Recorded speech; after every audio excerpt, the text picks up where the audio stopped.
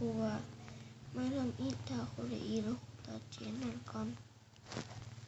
อัพจานนะบิ๊กเบิ้มอัพปืนเลยอัพปืนแหละเราเป็นเลเวล5ยังอัพประมาณเป็นเลเวล6อยากโต7จ้าเหลือง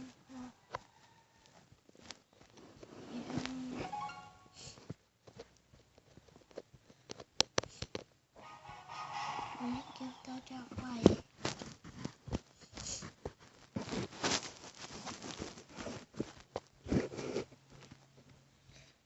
เราจะแยกไฟใส่ปืนหนึ่งยักษ์โซจ้าก็ไฟใส่ปืนเร็วเลย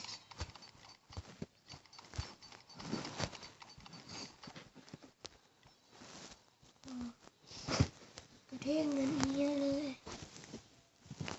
มีอะไรนั่นสอบพอดีเตีย6บิ๊กเบิ้มตายจานหนึ่งเตียได้เบิ้มกระตายโลซอกระเบิด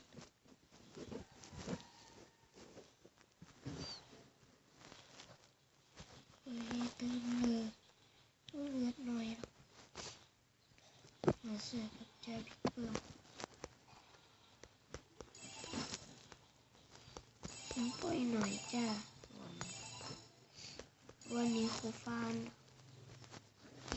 ไม่ว่าร้านนึงเป็นความยาก